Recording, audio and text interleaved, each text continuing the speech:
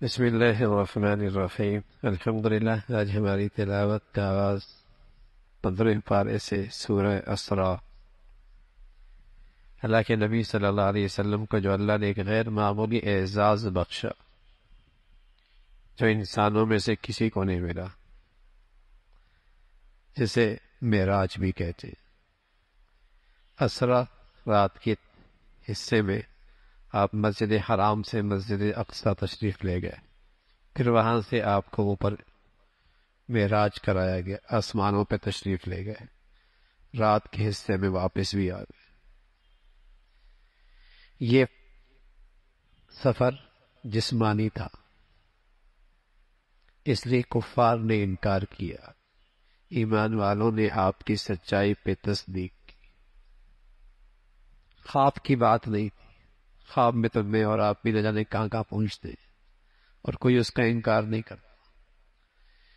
کفار کو انکار اس لیے لگا، انہوں نے اس لیے جھٹلایا کہ یہ کیسے ہو سکتا ہے کہ تھوڑے سے حصے میں اللہ کی قدرت بڑی، اور یہ اعزاز اللہ کے حبیب صلی اللہ علیہ وسلم کو ملا، معراج ہوا، اس کا تذکرہ فرمایا، اور پھر فرمایا کہ عبد ہے کہ جو اللہ کے بندے ہیں، آپ اتنا غیر معمولی معجزہ ملا تو ہیں آپ اللہ کے بندے ہیں، آپ کی سب سے بڑی شان ہے، آپ کے اندر عبدیت ہے، آپ عبداللہ ہیں۔ پھر بنی اسرائیل کا تذکرہ فرمایا کہ ان کو بتایا، پہلے سے بتا دیا کہ تم شام میں فساد کرو گے اور تم پر عذاب بھی آئے گا۔ پہلی مرتبہ فساد مچایا، ایک پیغمبر کو شہید کیا، فساد مچایا، گناہوں میں آگے بڑھ کر زندگی گزارنے لگے۔ اللہ نے ایک ظالم بادشاہ بخت نصر بھیجا، پھر ان کی توبہ قبول ہوئی، ٹھیک ہوئے، پھر فساد مچایا، پھر دوسرا مجوسی ان پہ مسلط ہوئے، انہوں نے ان کو تباہی کے کنارے پہ پہنچایا، پھر اللہ نے ان کی توبہ قبول کر لی۔ یہودیوں کو کہا جیسا کرو گے ویسا ہوگا۔ پھر انسان کی زندگی کا اختتام اور پھر اگلی زندگی کا آغاز، پوری زندگی کا حساب و کتاب اللہ کے ہاں ہے، اور نامہ اعمال دیے جائے گا، پڑھ لو اپنا نامہ اعمال، اور سارے حساب و کتاب کے لیے اکیلے اللہ کی ذات ہی کافی ہے۔ کچھ لوگ زندگی گزارتے ہیں دنیا ہی کی خاطر، فرمایا آخرت میں ان کا کوئی حصہ نہیں، اور کچھ لوگ ایسے ہیں جو آخرت کو سامنے زندگی گزارتے ہیں، ان کی محنت کی بڑی قدر کی جائے گی، بڑی قدر کی جائے گی۔ پھر بہت سارے اسلامی اعمال و اخلاق کا تذکرہ فرمایا، جن میں سب سے بڑی بات اللہ کی وحدانیت، اللہ کی توحید، اللہ کا کوئی شریک نہیں۔ پھر اللہ کے حق کے بعد سب سے بڑا حق ماں باپ کا ہے، حسنی سلوک ماں باپ کے ساتھ کرو۔ اللہ کی شان، جب اپنے اللہ تعالیٰ نے اپنا حق بتایا تو ایک جملہ کا اللہ تعبدوا الا اللہ، اور جب ابا کی بات آئی تو کئی سارے جملے کہہ دیے، خیال رکھنا، خدمت کرنا، رعایت کرنا، نرمی دکھانا، اور خاص طور پہ جب ماں باپ بوڑھے ہو جاتے، اعصاب کمزور ہو جاتے ہیں، ان کی ساری توانائی زبان پہ آ جاتی، وہ چاہتے ہیں ہم بولتے رہیں، لوگ سنتے رہیں، تو عام طور پہ ایسے موقع پہ طبیعتوں میں اولاد کی چچڑا پن پیدا، ان کی طبیعت میں چچڑا پن پیدا ہوتا ہے بڑھاپے کی وجہ سے، تو بسا اوقات اولاد اسے اپنے بوجھ سمجھنے لگتی ہے۔ تو خاص طور پہ فرمایا کہ وہ بوڑھے ہو جائیں ایک یا دونوں، تو نرمی سے برتاؤ کرنا، حسن سلوک سے برتاؤ کرنا، عاجزی دکھانا، ان کو جھڑکنا نہیں، ان کو جھڑکنا نہیں۔ باپ اور اولاد میں بڑا فرق ہے۔ ایک باپ ہی ایسا ہوتا ہے جو اولاد کے بارے میں یہ کہتا ہے کہ اولاد مجھ سے بھی آگے نکل جائے، اور کوئی نہیں چاہتا۔ ایک باپ ہی ایسا ہوتا ہے جسے اپنی اولاد سے ایسی خیرخواہی اور سچی محبت ہوتی ہے، وہ کہتا ہے اولاد مجھ سے بھی آگے نکل جائے۔ لیکن جوانی، گرم خون، جیب میں کچھ پیسہ، تو بسا اوقات آدمی بھول جاتا ہے اپنا بچپنا، کہ اس کمزوری اور اس تکلیف میں ماں باپ نے اس کے لیے کتنی تکلیف اور مشقتیں اور راتیں کاٹی، دن گزارے، اس کی بے آرامی ماں باپ کی بے آرامی بن جاتی تھی، اس کی تکلیف ماں باپ کی تکلیف ہو جاتی تھی، اس کا دکھ ماں باپ کا دکھ بن جایا کرتا تھا۔ ماں باپ کے ساتھ حسن سلوک کی تلقین ہے، رشتہ داروں کو دینے کی بات ہے، یتیموں مسکینوں کا خیال رکھنے کی ہدایت ہے۔ بخل نہ کر، لیکن اسراف بھی نہ کر، بخل بھی نہ کرنا، اسراف بھی نہ کرنا، درمیانی چال چل، ایسا خرچ بھی نہیں کہ خود محتاج بن جاؤ، اور ایسا خرچ بھی بہت برا جس میں گناہ تمہارے دولت سے، تمہارے پیسوں سے گناہوں کو طاقت ملے اور اس کو فروغ ملے۔ اس کی مذمت فرمائی، ناحق قتل نہ کر، اپنی اولاد فرمایا اپنی اولاد کو بھوک کے ڈر کی وجہ سے قتل نہ کر، زنا کے قریب نہ جانا، کسی کو ناحق قتل نہ کرنا، وعدہ کرو تو پورا کرنا، عہد کرو تو پورا کرو، ناپ تول میں کمی نہ کر، تکبر نہ کرنا۔ اللہ نے جسم میں انگنت نعمتیں دے رکھی، یہ سوال ہوگا، پوچھ ہوگا ان نعمتوں کے ساتھ کیا کیا ہے۔ پھر بتایا اللہ کے سوا اور کوئی نہیں۔ اللہ کی طرف مشرکین بیٹیوں کی نسبت کرتے تھے، اور میں اپنے لیے بیٹے پسند کرتے ہو، اللہ کے لیے بیٹیوں کی نسبت کرتے ہو۔ اللہ اپنے کلام میں، قرآن مجید میں مختلف انداز سے بار بار نصیحتوں کا انداز بدلتا ہے، شاید کے بعد دل میں اتر جائے، شاید کے اثر لے لے۔ کفار کہا کرتے تھے مر جائیں گے، مٹی ہو جائیں گے، ہڈیاں ہو جائیں گے، وہ سیدھا پھر کیسے زندہ ہوں گے؟ فرمایا ہاں وہ اللہ زندہ کرے گی۔ تم اپنے خیال میں کوئی مخلوق تصور کرو جو بہت بڑی ہو، اللہ اس کو بھی پیدا کر دے، اس ذات کے لیے کوئی مشکل نہیں۔ تمہیں کیسے پیدا کیا اللہ نے؟ تمہارا اپنا آغاز تو دیکھو نا، اپنے وجود پہ ذرا نظر تو رکھو، اس ذات کے لیے کیا مشکل؟ جنہیں تم پکارتے ہو وہ تمہارے حاجت روا نہیں ہے، مشکل کشا نہیں ہے، اور جب تمہیں مصیبت پہنچتی ہے کوئی تمہاری مدد کو نہیں آتا۔ کیوں اللہ کی پکڑ سے امن میں آ گئے، بے خوف ہو گئے؟ اس کی پکڑ صبح آ سکتی، شام آ سکتی۔ اللہ تعالیٰ نے انسان کو عزت بخشی ہے، احترام بخشا ہے، مقام بخشا ہے۔ پھر اللہ کے نبی صلی اللہ علیہ وسلم کی طرف خاص طور پہ جو آپ کو اللہ نے تہجد کی تلقین فرمائی، قرآن کا تذکرہ فرمایا، اس کی تلاوت کی تلقین فرمائی، اس کا تذکرہ ہے۔ پھر روح اللہ ہی کا حکم ہے، نکل جائے تو یہ جسم کسی کام کا نہیں، اللہ ہی کا حکم ہے، اور نکل جاتا ہے اللہ کے حکم سے نکلتا ہے، آیا بھی اللہ کے حکم سے ہے، یہ اللہ کا حکم ہے۔ کفار آپ علیہ الصلوۃ والسلام سے بے جا مطالبات کیا کرتے تھے۔ آپ کی نبوت پہ ایمان تب لائیں گے جب آپ کوئی نہریں جاری کرتے، کوئی باغات آپ کے پاس ہونی چاہیے، کوئی فرشتے آپ کے ساتھ ہونے چاہیے، کوئی خط ایسا لکھ کے بھیجے جس کو ہم بھی پڑھ سکیں۔ اس قسم کے بے جا مطالبات، اس کا تذکرہ، پھر ان کی مذمت، پھر حضرت موسیٰ علیہ الصلوۃ والسلام اور فرعون کی نامرادی اور ہلاکت، اس کا تذکرہ فرمایا۔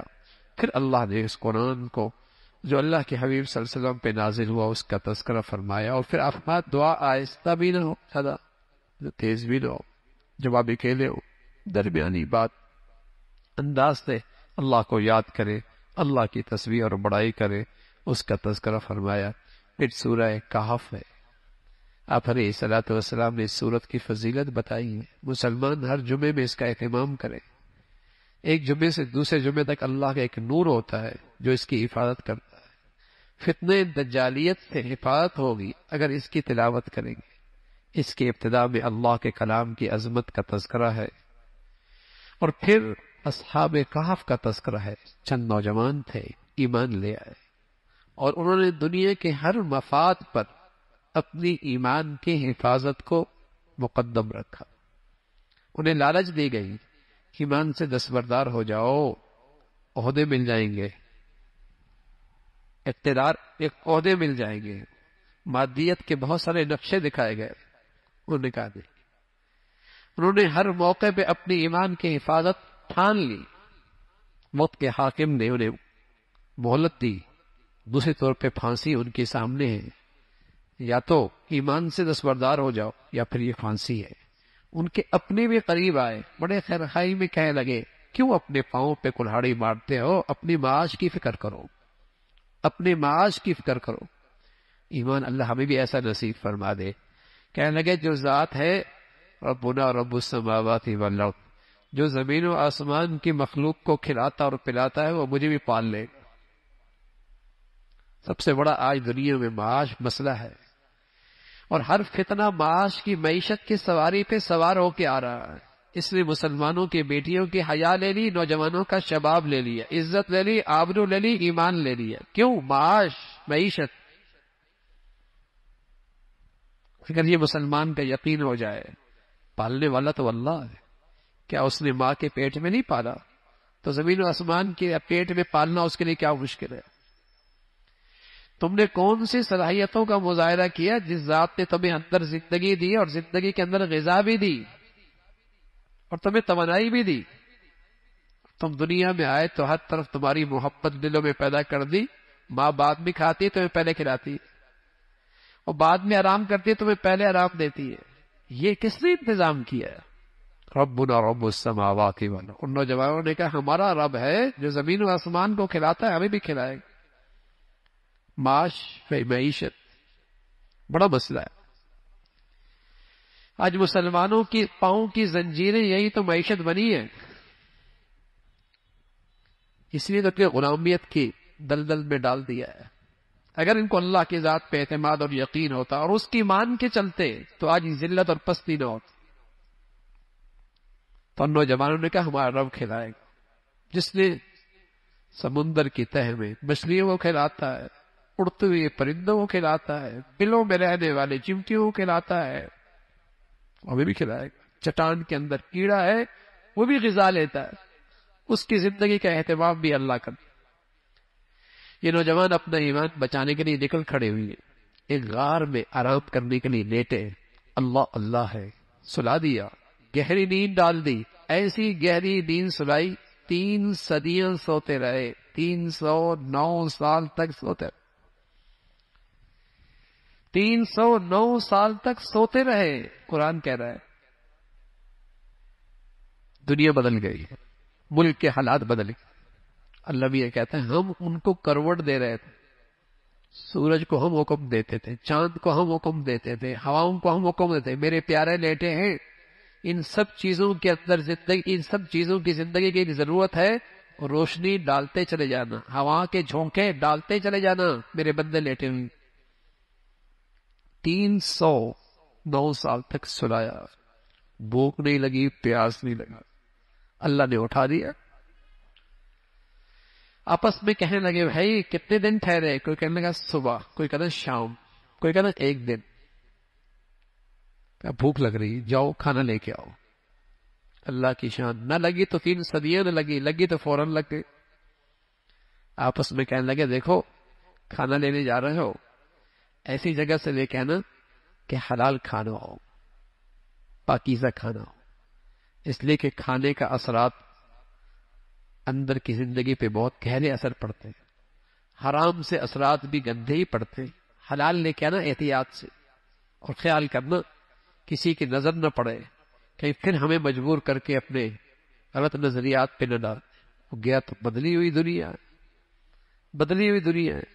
ان کو حوصلہ ملا، وہ بادشاہ نہ رہا، وہ حکومت بھی نہیں رہی، وہ اقتدار بھی نہ رہا۔ اب اقتدار پہ آنے والا خدا کا نیک بنتا ہے، اللہ کا نیک بنتا ہے۔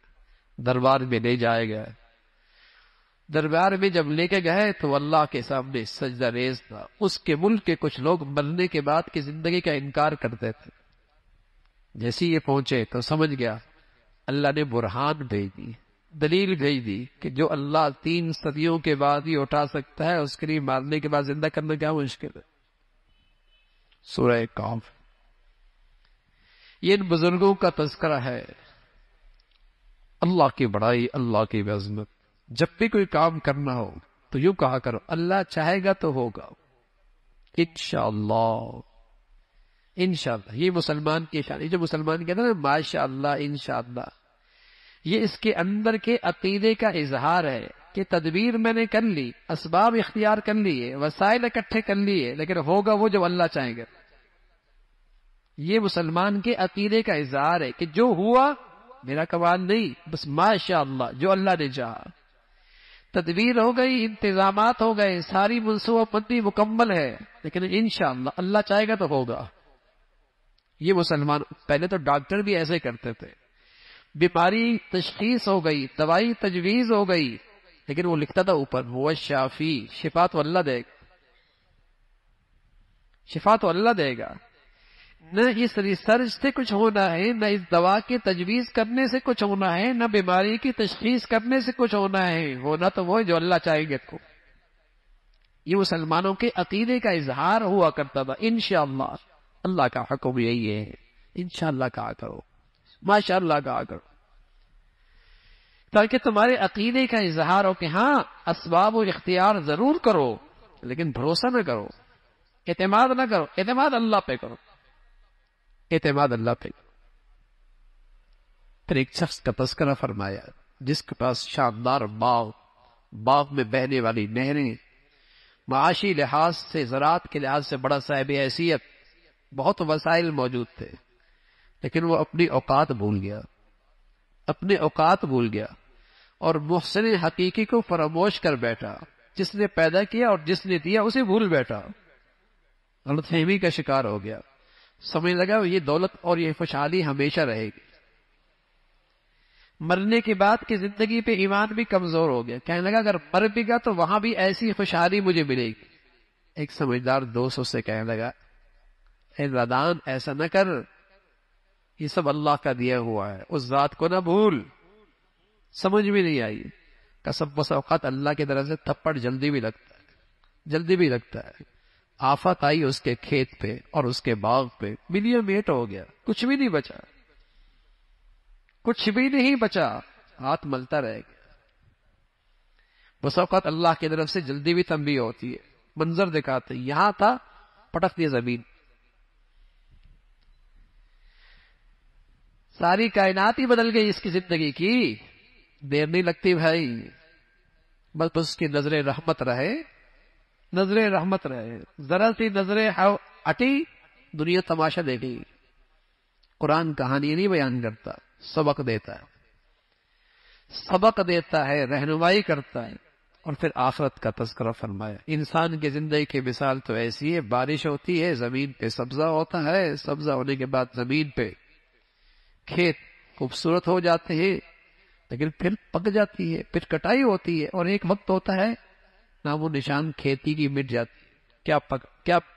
کیا بویا تھا، کیا پکا تھا، کون سی کھیتی تیار ہوئی تھی۔ انسان بھی پیدا ہوا، جوان ہوا، تذکرے ہوئے، شہرت ہوئی، نام ہوا، ایک دن جائے گا، سب ختم، کوئی نہیں پوچھے گا۔ پھر یہ انسان کی زندگی کی حقیقت۔ پھر اللہ رب العزت نے تذکرہ فرمایا، اللہ رب العزت اپنی قدرت کی نشانیاں پیش کرتا ہے، بار بار ذکر فرماتا۔ پھر حضرت موسیٰ علیہ السلام کا خاص تذکرہ، جب انہیں پتہ لگا کہ سمندر کے کنارے ایک بزرگ ہیں، اللہ کے خاص بندے ہیں، حضرت خضر ہیں، جن کے پاس وہ علم بھی ہے جو موسیٰ علیہ السلام کے پاس بھی نہیں، تو تلاش کرنے نکلے، سمندر کے کنارے پہنچے، ملاقات ہو گئی اس اللہ والے سے، اس بزرگ سے، خضر سے، درخواست کی کہ میں کچھ دن آپ کے ساتھ رہنا چاہتا ہوں، مجھے اپنے ساتھ رہنے کی اجازت دے دیں۔ حضرت خضر علیہ السلام نے قبول فرمائی، لیکن شرائط لگائے ہیں، ٹھیک ہے بھائی، جو دیکھنا سوال نہ کرنا، جو بھی دیکھنا سوال نہ کرنا، خاموش ہونا۔ حضرت خضر علیہ السلام نے یہ بات کہی تو حضرت موسیٰ علیہ السلام نے قبول کر لی۔ وہ جانتے تھے اللہ کا نیک بندہ کوئی غلط تو کرے گا نہیں، تو قبول کر لی، ٹھیک ہے ساتھ رکھیے، اپنے ساتھ رہنے دیجیے، سوال نہیں کروں۔ اللہ کی شان، کشتی پہ سوار ہوئی ہے، اور کشتی والوں نے کرایہ بھی کوئی نہیں لیا، لیکن حضرت خضر نے اس کشتی کا ایک تختہ نکال دیا، اور موسیٰ علیہ السلام سے خاموشی کہاں برداشت ہو، اس نے احسان کیا اور ہم نے نقصان کر لیا، اس نے کرایہ بھی نہیں دیا، احسان کیا اور ہم نے نقصان کر دیا۔ بول پڑے یہ کیا ہے، کہا نہیں تھا نہیں بولنا، کہا معاف کر دو، اب نہیں کروں۔ آگے گئے، اللہ کی شان، ایک بچہ کھیل رہا تھا، اس کی گردن اس کے جسم سے جدا کر، موسیٰ علیہ السلام کے بعد جو شریعت کا علم تھا اس کے مطابق تو یہ سمجھ میں نہیں آیا، فوراً سوال کر لیا یہ کیا کیا آپ نے؟ بے قصور بچے کی جان لے دی، اس نہتے بچے کی جان لے دی۔ کہا نہیں تھا کہ آخری موقع ہے، ایک مہلت اور دے دے۔ اللہ کی شان، ایک دیوار کے پاس پہنچے، ایک بستی میں پہنچے، کھانا نہیں پیش کیا، بڑے بے مروت تھے، اس سے واپس نکلنے لگے تو حضرت موسیٰ علیہ الصلوۃ والسلام سے خضر نے فرمایا دیوار گر رہی ہے، اسے کھڑا کرنا ہے۔ مزدوری کرتے ہیں، پتھر اٹھاتے ہیں، اس دیوار کو ٹھیک کرتے ہیں۔ حضرت موسیٰ علیہ الصلوۃ والسلام پھر بول پڑے، یہ کیا اتنے بے مروت، اور پھر ان کے ساتھ احسان۔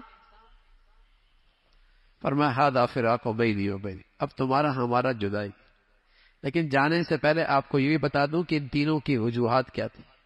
جہاں تک وہ کشتی کا معاملہ تھا، حضرت خضر کے پاس وہ علم تھا جو فرشتوں کے پاس تھا، تکوینی علم تھا، تکوینی علم تھا۔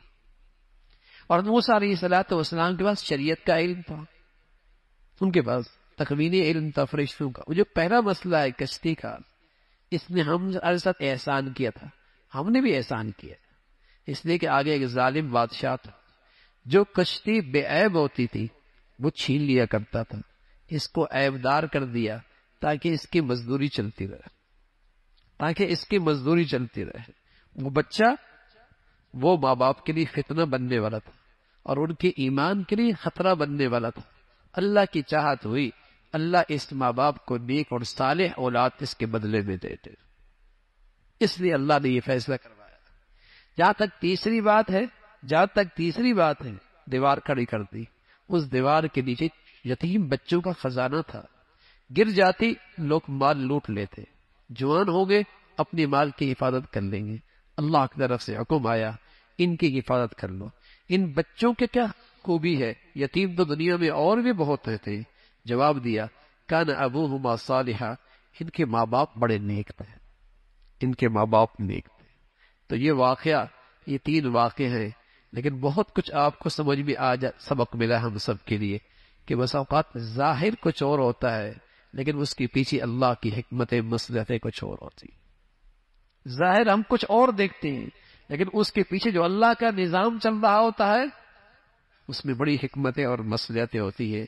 اور ساتھ یہ بھی بتا دیا کہ اگر ماں باپ نیک ہو تو اللہ ان کی اولاد کے رزق کا انتظام ماں باپ کی نیکی کی برکت سے ان کے مرنے کے بعد بھی اس کا انتظام کر لیتے ہیں۔ ماں باپ کی نیکی کا اثر اولاد تک جاتا ہے۔ نیک تھے نا، اللہ نے نبیوں کے ذریعے ان بچوں کی خدمت کروائی، اس کے اثرات اللہ ان کے رزق کا انتظام فرماتے ہیں۔ اللہ رب العزت عمل کی توفیق نصیب فرمائے۔